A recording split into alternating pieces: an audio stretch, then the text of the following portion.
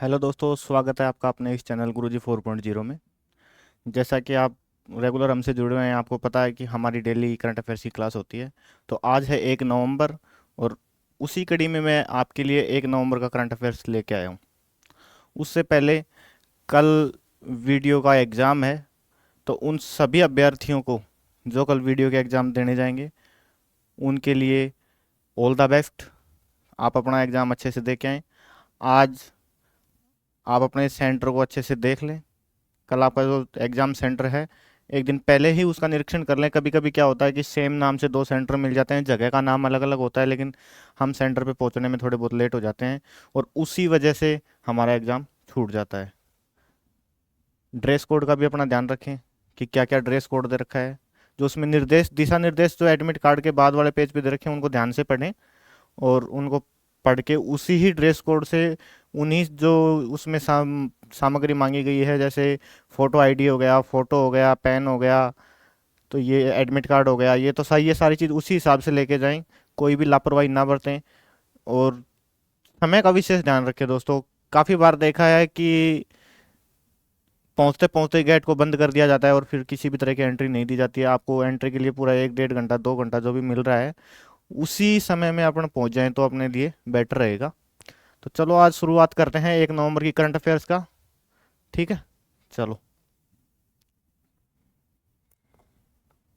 ये है 1 नवंबर की करंट अफेयर्स और चलते हैं पहले प्रश्न पर। अपन पहला प्रश्न है अपना, प्रोफेसर रविंदर कोरिसेटर जिन्हें वर्ष 2025 का राज्योत्सव पुरस्कार प्रदान किया गया है, किस क्षेत्र के प्रसिद्ध विद्वान हैं?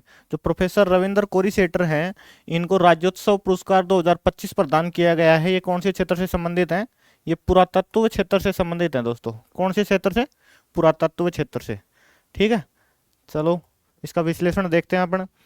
प्रोफेसर रविंदर कोरिसेटर जो धारवाड़ कर्नाटक के, कर्नाटक में एक जगह है धारवाड़ नाम से, ये वहीं के रहने वाले प्रसिद्ध पुरुष पुरातत्वविद हैं, जो राज्य के सर्वोच्च नागरिक सम्मानों में से राज्योत्सव पुरस्कार 2025 से सम्मानित किया गया है इनको। वे कर्नाटक विश्वविद्यालय धारवाड़ के इतिहास एवं पुरातत्व विभाग में यूजीसी एमेरिट्स फेलो के रूप में कार्यरत हैं। फिलहाल ये जो कर्नाटक का विश्वविद्यालय है जो धारवाड़, उसमें इतिहास एवं पुरातत्व विभाग में यूजीसी एमेरिट्स फेलो के रूप में फिलहाल कार्यरत हैं। प्रोफेसर कोरिसेटर को पूर्व इतिहास और भू पुरातत्व के क्षेत्र में शिक्षण और अनुसंधान का 40 वर्ष से भी अधिक का अनुभव है इनको। ठीक है दोस्तों, इनको राज्योत्सव पुरस्कार 2025 उनके पुरातत्व, अनुसंधान एवं शिक्षा के क्षेत्र में लंबे अवधि के योगदान के लिए प्रदान किया गया है। चलो देखते हैं अगला क्वेश्चन। इंग्लिश मीडियम वाले जो स्टूडेंट हैं उनके लिए इंग्लिश वर्जन है, तो कृपया करके आप देख लेना इसको। चलते हैं और इसका विश्लेषण जो ये है। ठीक है दोस्तों, चलते हैं अगले क्वेश्चन पे। अगला क्वेश्चन क्या कह रहा है, किसने आईसीसी पुरुष एक दिवसीय बैटिंग रैंकिंग 2025 में नंबर 1 स्थान प्राप्त किया, जो अब तक इस उपलब्धि को हासिल करने वाले सबसे वेओवर्द ओल्डेस्ट, मतलब कि सबसे उम्रदराज बल्लेबाज बने हैं? क्या कह रहा है, आईसीसी पुरुष का जो ओडीआई है उसमें नंबर 1 स्थान किसने प्राप्त किया है जो अब तक सबसे ओल्डेस्ट एज के हैं? तो वो हैं रोहित शर्मा। कौन है दोस्तों? रोहित शर्मा। ये देखिए, इन्होंने 38 साल की उम्र में 182 दिनों में ये रिकॉर्ड हासिल किया है। चलो आगे इसका विश्लेषण देखते हैं। रोहित शर्मा आईसीसी पुरुष एक दिवसीय अंतर्राष्ट्रीय ओडीआई बल्लेबाजी रैंकिंग 2025 में प्रथम स्थान प्राप्त करने वाले बल्लेबाज बने हैं। उन्होंने 38 वर्ष और 182 दिनों की आयु में यह उपलब्धि प्राप्त की है, जिससे वे आईसीसी पुरुष रैंकिंग में शीर्ष स्थान पाने वाले सबसे वरिष्ठ बल्लेबाज बन गए हैं। मतलब उनकी उम्र कितनी हो चुकी है? 38 साल और 182 दिन।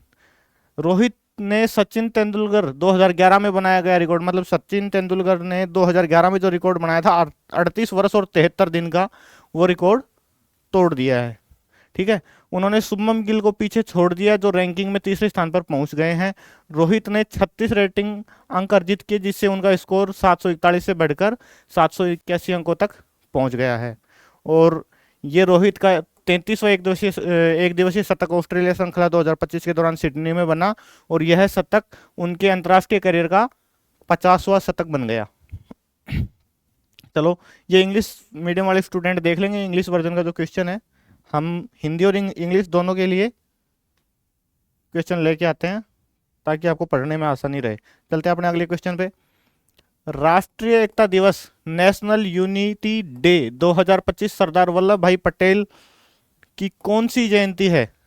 सबसे पहले तो मैं आपको पूछना चाहूंगा कि जो ये राष्ट्रीय एकता दिवस है, नेशनल यूनिटी डे, ये कब मनाया जाता है?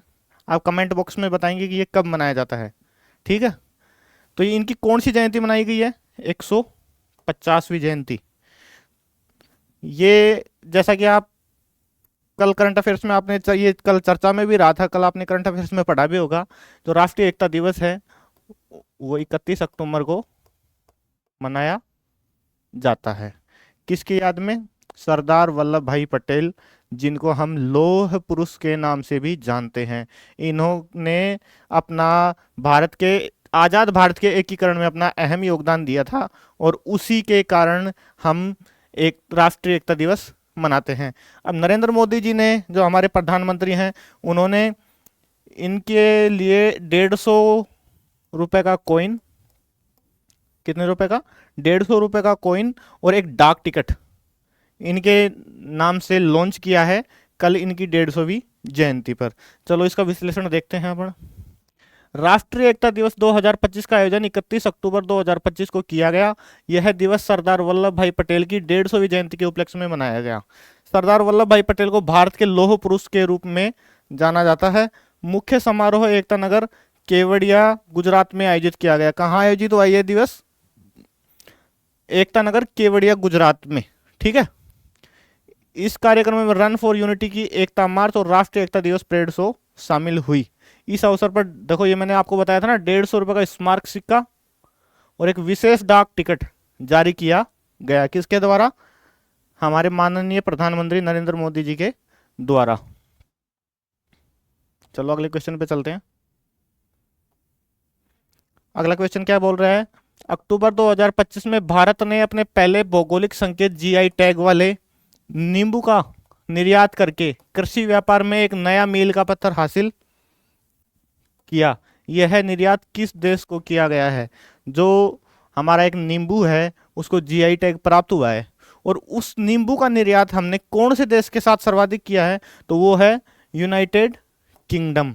और इस यूके के साथ उस नींबू का निर्यात करके हम एक तरह से मील का पत्थर साबित हुए हैं। चलो आगे चलते हैं, इसका विश्लेषण देखते हैं क्या है। भारत ने यूनाइटेड किंगडम को जीआई टैग वाले नींबू का निर्यात करके एक नया मील का पत्थर हासिल किया है।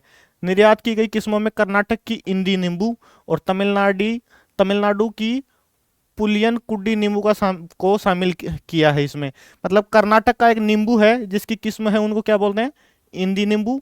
और कर्नाटक का जो एक नींबू है वो है इंदी नींबू और तमिलनाडु का जो नींबू है वो है पुलियन कुडी नींबू। इन दोनों को शामिल किया गया है। चलो, यह निर्यात वाणिज्य विभाग के अंतर्गत एपिडा द्वारा सुगम बनाया गया है। इंदी नींबू का मुख्य रूप से कर्नाटक के विजयपुरा जिले में उगाई जाती है। जो कर्नाटक का जो इंदी नींबू है वो एक विजयपुरा नाम का जिला है कर्नाटक का, उसमें उगाया जाता है। ठीक है, चलो आगे चलते हैं अगले क्वेश्चन पर।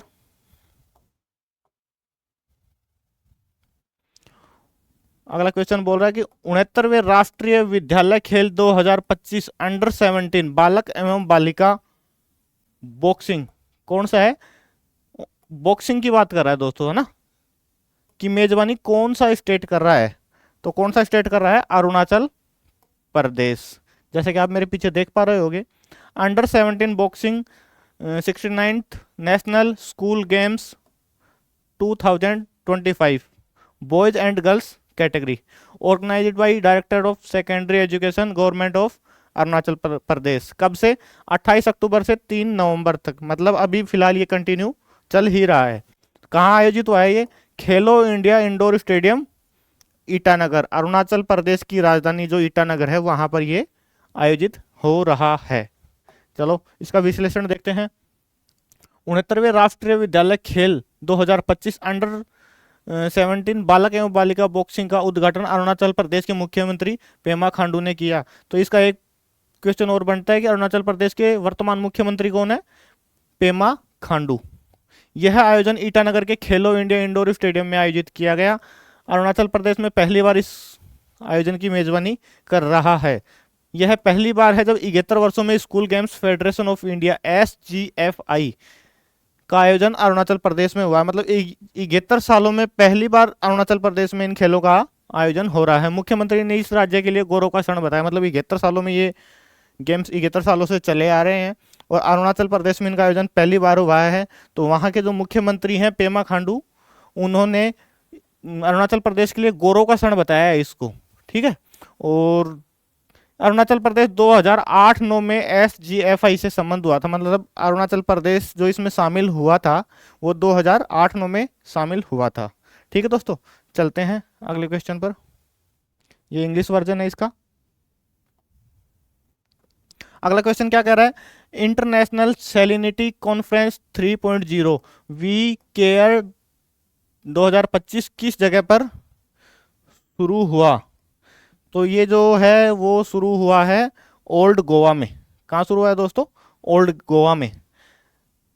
International salinity conference 3.0 we care 2025। अब देखो इसकी फुल फॉर्म क्या है वी केयर की? वी की है world wide efforts on cutting edge approaches for restoring saline ecosystem. V care की फुल फॉर्म है। तो काफ़ी बार करंट अफेयर्स के साथ साथ कुछ फुल फॉर्म्स भी पूछे जाते हैं, तो हो सकता है कि ये फुल फॉर्म आपके किसी ना किसी पेपर में आ जाए, तो इस फुल फॉर्म का भी ध्यान रखेंगे। ठीक है दोस्तों, चलते हैं इसके विश्लेषण पर, क्या है क्या नहीं है। अंतर्राष्ट्रीय लवणता सम्मेलन 3.0 वी केयर 2025 का शुभारंभ ICARCCARI ओल्ड गोवा में हुआ। इस कार्यक्रम का उद्घाटन ICAR नई दिल्ली के प्राकृतिक संसाधन प्रबंधन के उप महानिदेशक डॉक्टर AK नायक द्वारा किया गया। किसके द्वारा किया गया? डॉक्टर AK नायक, जो दिल्ली के प्राकृतिक संसाधन प्रबंधन के उप महानिदेशक हैं। सम्मेलन का मुख्य उद्देश्य कृषि में मृदा एवं जल लवणता से उत्पन्न चुनौतियों पर चर्चा करना है। मतलब कि जो हमारी भूमि है उसमें लवणता की मात्रा बढ़ती जा रही है और उस लवणता की मात्रा से हमारी जो कृषि योग्य भूमि है वो फिलहाल खतरे में है। तो उसी के संबंध में ये जो वी केयर सम्मेलन है वो आयोजित किया गया। देखो भारत में लगभग 6.7 मिलियन हेक्टेयर भूमि मृदा और जल लवणता से प्रभावित है और विश्व भर में 1 अरब हेक्टेयर से अधिक, दोस्तों 1 अरब हेक्टेयर से भी अधिक जमीन जो भूमि है वो लवणता से ग्रसित है। ठीक है, चलते हैं अगले क्वेश्चन पर। ये इंग्लिश वर्जन है उसका। चलो अगला क्वेश्चन है, 3 दिवसीय 34वां मेला गदरी बाब्यादा किस शहर में आयोजित किया जा रहा है? अब इससे थोड़ा सा ये नाम सुन के ऐसे अपने को वैसे लग रहा है कि पंजाब से संबंधित हो सकता है ये, और ऑप्शन में भी सारे के सारे शहर पंजाब के ही दिए गए हैं। तो इसमें कौन सा आंसर होगा अपना? इसमें आंसर होगा जालंधर।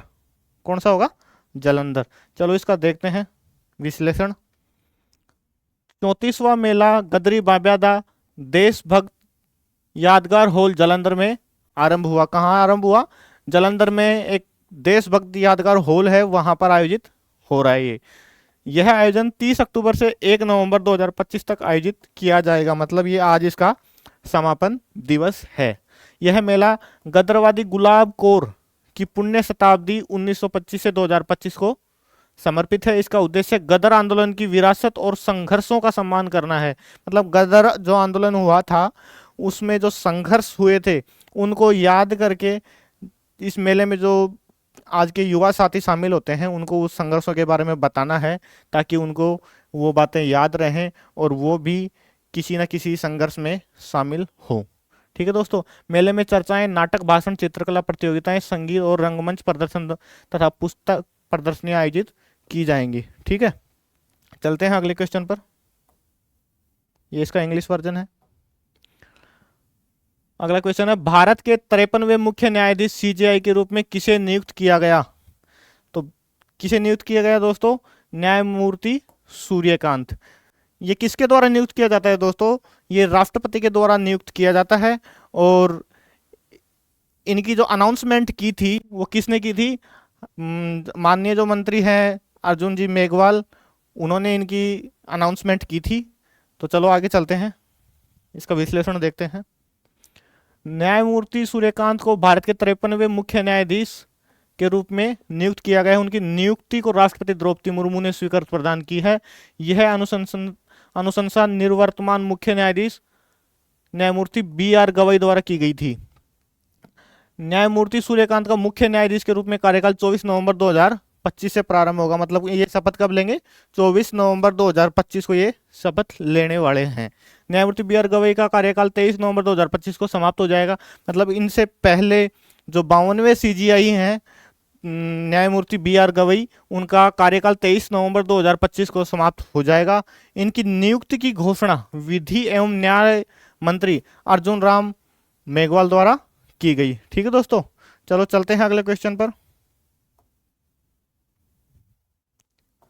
ये है अपना अगला क्वेश्चन। उससे पहले मैं आपको बता दूं, जो एक करंट अफेयर्स की क्लास चल रही है, इसकी पीडीएफ, साथ में जनरल अवेयरनेस की पीडीएफ, और भी काफ़ी स्टडी मटेरियल है, जैसे इंग्लिश का भी असाइनमेंट, रीजनिंग का असाइनमेंट, मैथ का असाइनमेंट, जीके जीएस का असाइनमेंट, आज का दिन इतिहास में किस तरीके से याद किया जाता है, वर्ल्ड से लेकर जीके का रिलेटेड सब मटेरियल आपको फ्री प्रोवाइड, उसकी पीडीएफ करवाई जाएगी। उसके लिए जो हमारा टेलीग्राम चैनल है गुरुजी फॉर एग्जाम के नाम से, उसको आप ज्वाइन करो। उस पर आपको बहुत सारा स्टडी मटेरियल मिलेगा जो आपको किसी भी वनडे एग्जाम या आरएस हो, यूपीएससी हो, कोई भी एग्जाम हो, उसमें बहुत ज़्यादा सहायता प्रदान करेगा।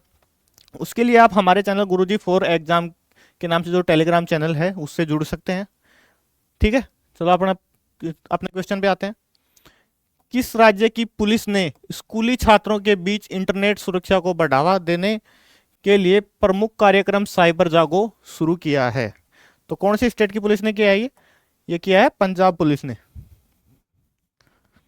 देखो, Punjab police launched cyber Jaago a fellowship initiative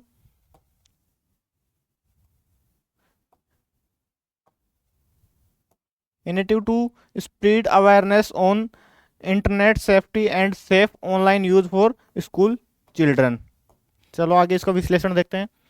Punjab police की साइबर अपराध शाखा ने साइबर जागो नामक एक राज्यव्यापी कार्यक्रम प्रारंभ किया है। साइबर जागो कार्यक्रम का उद्देश्य है सरकारी विद्यालयों के विद्यार्थियों में इंटरनेट सुरक्षा और डिजिटल कल्याण को बढ़ावा देना। यह अभियान सुरक्षित ऑनलाइन उपयोग के लिए प्रति जागरूक फैलाने तथा बच्चों को साइबर जोखिमों से बचाने के लिए केंद्रित है। पंजाब की विशेष महानिदेशक साइबर अपराध जो डिपार्टमेंट है उसकी विशेष महानिदेशक है श्रीमती वी नीरजा ने इस पहल का शुभारंभ और इसका नेतृत्व भी वही कर रही हैं। ठीक है, कार्यक्रम अनुचित ऑनलाइन सामग्री के प्रसार और उनके दुष्प्रभावों के विरुद्ध के सामूहिक प्रयास की आवश्यकता पर बल देता है। जैसा कि आजकल हम देखते हैं छोटे छोटे बच्चों के हाथ में मोबाइल थमा दिया जाता है और उससे वो साइबर अपराधों के कांटेक्ट में भी आते हैं, अनुचित सामग्री के कांटेक्ट में भी आते हैं। तो उनसे बचाव के लिए उनको बच्चों को कैसे जागरूक किया जाए, उसी से ये रिलेटेड ये पहल है। तो उसी के लिए पंजाब पुलिस ने ये लॉन्च किया है। चलो अगले क्वेश्चन पे चलते हैं। अगला क्वेश्चन है, भारत का पहला ship to ship LNG bunkering सुविधा बनने वाला बंदरगाह कौन सा है? तो सबसे पहले तो आपको मैं बता दूं, जो ये ship to ship LNG bunkering सुविधा है ये क्या होती है। Ship to ship bunkering LNG जो सुविधा है वो पानी के अंदर एक जहाज से दूसरे जहाज में गैसों का आदान प्रदान तो नहीं होता, जैसे कि हम फ्यूल भरवाते हैं उसी तरीके से गैसों का ईंधन के रूप में ट्रांसफर होता है, उसी को एलएनजी बंकरिंग सुविधा बोला जाता है। तो वो पहला जो इंटरनेशनल जो पोर्ट बना है, बंदरगाह बना है, वो कौन सा बना है? ये बना है विंजिन अंतर्राष्ट्रीय बंदरगाह, जो केरल के तिरुवनंतपुरम के आसपास में स्थित है। चलो देखते हैं इसका विश्लेषण। विंझिजम अंतर्राष्ट्रीय बंदरगाह भारत की पहली जहाज से जहाज एलएनजी बंकरिंग सुविधा बनने जा रहा है। यह परियोजना भारत के समुद्री ऊर्जा संक्रमण में से एक महत्वपूर्ण कदम है। यह बंदरगाह केरल राज्य में तिरुवनंतपुरम के निकट स्थित है। विंझियम पूर्व पश्चिम अंतर्राष्ट्रीय नौवन गलियारे के समीप स्थित है। ठीक है दोस्तों, चलो चलते हैं अगले क्वेश्चन पर। ये इंग्लिश वर्जन है उस क्वेश्चन का, इंग्लिश मीडियम वाले साथी देख लेंगे एक बार इस क्वेश्चन को। ये हमारे हो गए करंट अफेयर्स के क्वेश्चन। अब हमारा जो अगला पोर्शन है जनरल अवेयरनेस का, अब उस पर चलेंगे। उसमें कुछ क्वेश्चन में पहले कुछ जानकारी मिलेगी आपको, तो जानकारी से आप समझ पाओगे कि वो क्वेश्चन हमने पहले पढ़ लिया, और उसके बाद में उसी से रिलेटेड अपन किसी ना किसी क्वेश्चन पे बात करेंगे। चलो चलते हैं। पेटीएम ने एनआरआई के लिए यूपीआई भुगतान सुविधा शुरू की है। ये तो अपने को जानकारी दे दी कि पेटीएम ने एनआरआई यूपीआई के लिए भुगतान सुविधा शुरू की है। इसी संदर्भ में बताइए निम्नलिखित में से कौन सा एनआरआई बैंक खाते का मान्य प्रकार नहीं है। मतलब एनआरआई के बैंक खाते के जो टाइप्स होते हैं उनमें से ये कौन सा नहीं है। अब देखो एनआरआई, एक मिनट, एक टाइप है एनआरआई खाता, दूसरा है एनआरओ खाता, तीसरा है एफसीएनआर खाता, और चौथा है एनआरबी खाता। तो इसमें से अपने को टाइप्स बताना है कौन सा एनआरआई खाते का टाइप नहीं है, तो वो आंसर हो जाएगा एनआरबी खाता। ये जो बाकी के आप तीन देख रहे हो ये तीनों एनआरआई खाते के टाइप हैं। एनआरआई मतलब नॉन रेजिडेंशियल खाता, मैं आपको फुल फॉर्म्स बता देता हूँ, लिखी हुई है वो तो, हालांकि यहाँ पे मैं आपको यही दिखा देता हूँ। अब देखो ये है एनआरआई खाता, एनआरआई खाता यहाँ एनआरई खाता है वो, तो एनआरई खाता ये रहा। देखो types of account for NRIs, NRE का मतलब है non residential external rupees account, जो एनआरआई खाता है वो। दूसरा है एनआरओ खाता, तो एनआरओ का है non resident ordinary rupees account. तीसरा है एफसीएनआर खाता, तो एफसीएनआर का है क्या है, foreign currency non resident bank account. ठीक है दोस्तों, तो ये एनआरआई अकाउंट के तीन टाइप हैं, जिसमें से एनआरबी खाता एनआरआई अकाउंट का कोई टाइप नहीं होता। ठीक है दोस्तों, चलते हैं अगले क्वेश्चन पर। अगला क्वेश्चन क्या कह रहा है, भारतीय रिजर्व बैंक आरबीआई ने विदेशी प्रेषण के लिए उसी दिन क्रेडिट की सुविधा प्रस्तावित की है। इस संदर्भ में बताइए निम्नलिखित में से कौन सा भारत में विदेशी मुद्रा लेन देन और प्रेषण को नियंत्रित करने वाला प्रमुख कानून है। ठीक है, क्या बोल रहा है इसमें कि भारतीय रिजर्व बैंक ने विदेशी प्रेषण के लिए उसी दिन क्रेडिट की सुविधा प्रस्तावित की है। इस संदर्भ में हमें बताना है कि भारत में विदेशी मुद्रा लेन देन और प्रेषण को नियंत्रित करने वाला कानून कौन सा है। तो वह कानून है FEMA 1999। चलो देखते हैं ये कानून क्या है। FEMA शॉर्ट रूप है, उसका फुल फॉर्म क्या है, फॉरेन एक्सचेंज मैनेजमेंट एक्ट 1999।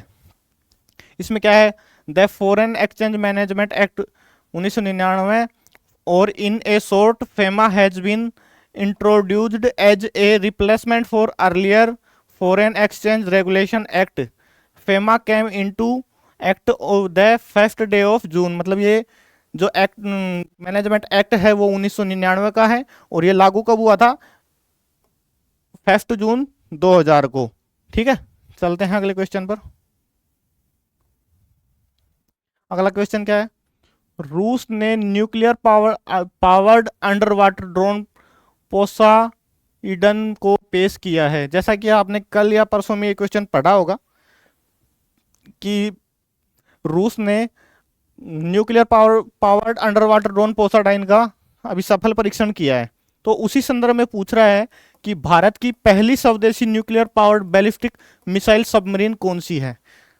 तो दोस्तों इसमें पूछा है कि भारत की nuclear powered ballistic missile submarine कौन सी है, तो वो है INS अरिहंत। और अगर इसमें ये सबमरीन शब्द हटा दिया जाए तो इसका आंसर क्या होगा, तब इसका आंसर हो जाएगा पृथ्वी। कौन सी मिसाइल है, पृथ्वी। ये सबमरीन लगाते ही तो आंसर क्या हो जाएगा, INS अरिहंत, और सबमरीन हटाते ही आंसर क्या हो जाएगा, पृथ्वी। इसका अर्थ क्या है कि जो सबमरीन है वो आईएनएस अरिहंत वो नेवी से रिलेटेड है, जो पनडुब्बी है उससे, और अगर उससे पहले हम देखें तो हमारी एक मिसाइल है पृथ्वी जो भारतीय सेना से संबंधित है, जो आईएनएस अरिहंत से पहले ही लॉन्च कर दी गई थी और उपयोग में लेने लग गए थे। ठीक है दोस्तों, चलो अगले क्वेश्चन पर। क्लाइमेट इनक्वालिटी रिपोर्ट 2025 लुकास तांसल और कार्नेलिया मोहरेन, इसी के संदर्भ में हमें बताएं एल नीनो घटना किस महासागर से शुरू होती है। तो इसका आंसर तो क्या है, इसका आंसर है प्रशांत महासागर। अब ये एल नीनो जो है घटना वो क्या है उसके बारे में मैं आपको बता दूं।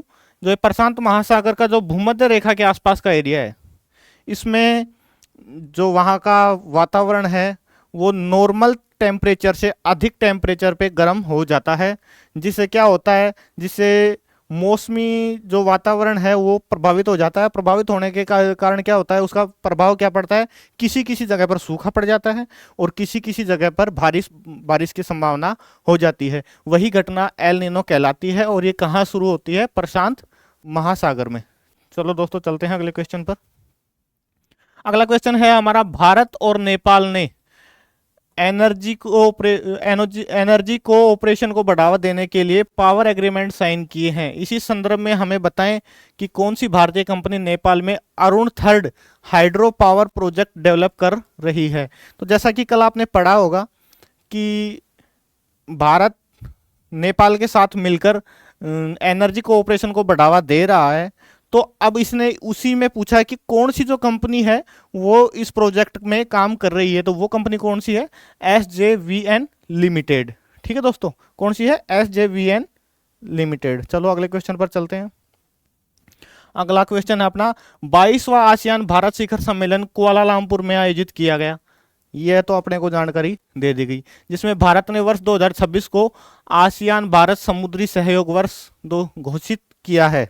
जो आसियान का जो सम्मेलन हुआ था 22वां कुआलालंपुर में, भारत ने 2026 को माननीय प्रधानमंत्री नरेंद्र मोदी जी के द्वारा आसियान भारत समुद्री सहयोग वर्ष 2026 को घोषित किया गया। ये करंट अफेयर्स का क्वेश्चन आपने पढ़ा भी होगा।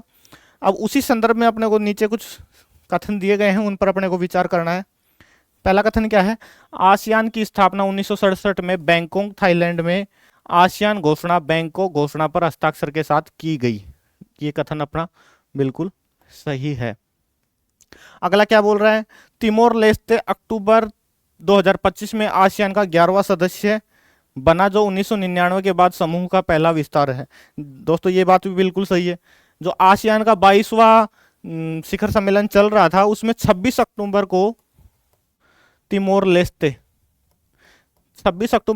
लेस्ते 11वां सदस्य बना है, जो 1999 के बाद समूह का पहला विस्तार हुआ है। अब तीसरा क्या बोल रहा है, तीसरा कथन भी देखते हैं। आसियान के संस्थापक सदस्य देशों में इंडोनेशिया, मलेशिया, वियतनाम, सिंगापुर और थाईलैंड शामिल थे। ये बात तो सही है, ये देश शामिल थे, लेकिन इनके साथ साथ और भी काफी देश शामिल थे, तो इसमें पूरे देशों के नाम नहीं दे रखे हैं, इस वजह से ये कथन अपना गलत हो जाएगा। चलो आंसर देखते हैं, इसमें आंसर हो जाएगा ऑप्शन बी। ठीक है दोस्तों, चलो चलते हैं अगले क्वेश्चन पर। ये देख सकते हो आप कौन कौन से देश शामिल हैं, Philippines, Brunei, Singapore, Indonesia, Malaysia, Thailand, Cambodia, Laos, Vietnam और म्यांमार। अब 11वां देश कौन सा बन गया, तिमोर लेस्ते।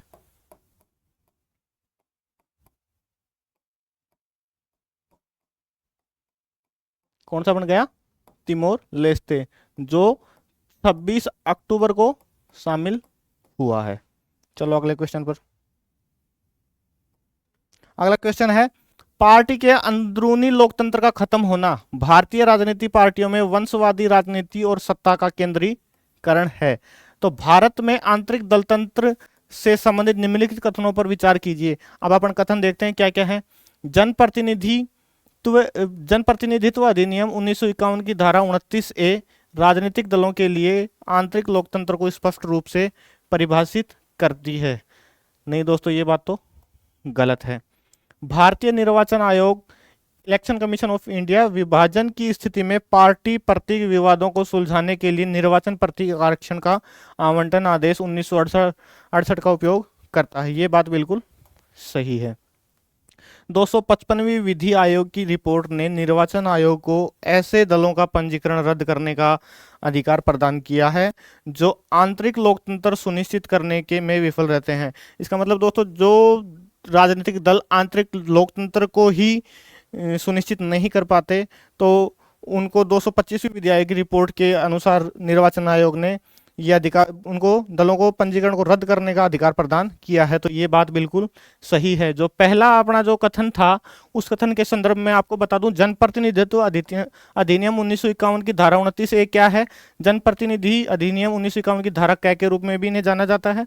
राजनीतिक दलों के पंजीकरण से संबंधित है। इस धारा के तहत पंजीकरण करने के इच्छुक किसी भी संघ या निकाय को अपने गठन की तारीख से 30 दिनों के भीतर भारत के निर्वाचन आयोग में आवेदन करना होता है। तो ये पहला कथन अपना गलत हो गया। तो इसका आंसर कौन सा आएगा? 2 और 3, तो ऑप्शन सी। ठीक है दोस्तों, चलते हैं अगले क्वेश्चन पर। यह है आज का अपना आखिरी क्वेश्चन। केंद्रीय मंत्रिमंडल ने 8वें केंद्रीय वेतन आयोग की संदर्भ शर्तों को मंजूरी दे दी है। भारत में वेतन आयोग से संबंधित निम्नलिखित कथनों पर विचार कीजिए। पहला वेतन आयोग 1946 में श्रीनिवास वर्दाचार्य की अध्यक्षता में स्थापित किया गया। ये बात बिल्कुल सही है। पहला वेतन आयोग 1946 में आया था, श्रीनिवास वर्दाचार्य की अध्यक्षता में। दूसरा कथन क्या है? वेतन आयोग की संरचना कार्मिक विभाग वित्त मंत्रालय के अंतर्गत आती है। ये बात गलत है। ये बात तो सही है कि वित्त मंत्रालय के अंतर्गत तो आती है, लेकिन कार्मिक विभाग के अंतर्गत नहीं आती, बल्कि किसके अंतर्गत आती है? व्यय विभाग के। कौन से विभाग के अंतर्गत आती है? व्यय विभाग। ये बात यहां गलत हो जाएगी। तीसरा क्या कथन क्या है? ओएक्रोइड सूत्र उन आवश्यक वस्तुओं के मूल्य परिवर्तन को ध्यान में रखता है जो जीवन यापन की लागत को प्रभावित करती है। ये बात बिल्कुल सही है। तो अपना आंसर क्या हो जाएगा? 1 और 3, तो ऑप्शन ए। जो अब तक 7 पे कमीशन आ चुके, 8वां पे कमीशन 1 जनवरी 2026 से लागू होने वाला है, जो केंद्र सरकार ने उसको मंजूरी दे दी है। तो पीछे के जो 7 पे कमीशन आ चुके हैं उनकी लिस्ट में आपके लिए लेके आया हूँ। कौन सा पे कमीशन कब से कब तक रहा और उनके चेयरमैन कौन रहे। पहला पे कमीशन है 1947 से 1959 तक। उनके चेयरमैन हैं श्रीनिवास वर्दाचार्य, जो मैंने अभी कथन में पर्सन ने अपने को दे भी रखा है। अगला है सेकंड पे कमीशन 1959 से 1973 तक। इनके चेयरमैन रहे जगन्नाथ दास। तीसरा है 1973 से 1987 तक, जिसके रहे रघुवीर दयाल। चौथा है 1987 से 1996 तक, उसके रहे पीएन सिंघल। 5वां पे कमीशन है 1996 से 2006 तक, जिसके जस्टिस एस रत्नावल रहे। 6वां पे कमीशन जो है 2006 से 2016 तक, जिसके जस्टिस बीएन श्री कृष्णा रहे। और 7वां पे कमीशन है 2016 से 2026 तक, जिसके जस्टिस अशोक कुमार रहे। ठीक है दोस्तों, ये आज के अपने क्वेश्चन पूरे होते हैं। तो बताइए आपको क्लास कैसे लगी। साथ ही मैं आपको एक जानकारी और देना चाहता हूं। जो हमारा एक प्रयास है, उस प्रयास में के तहत हम गुरुजी 4.0 जो हमारा चैनल है, हमारा ऐप है, उसके थ्रू हम जो भी स्टूडेंट कंपटीशन की तो तैयारी करवा ही रहे हैं, उसके साथ साथ 12th जो क्लास है उसके पीसीएम और पीसीबी मतलब चारों सब्जेक्ट 12th क्लास के, उनके लिए एक कोर्स लेकर आ चुके हैं। जो इसकी क्लासें निरंतर हमारे ऐप पर चल रही हैं। तो उसी के लिए मैं आपको बता दूं, सबसे पहले तो हमारा ऐप है गुरुजी 4.0 के नाम से।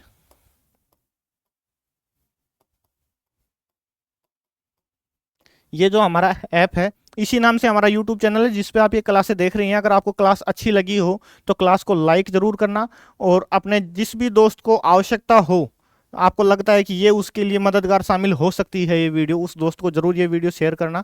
साथ के साथ चैनल को सब्सक्राइब जरूर करें।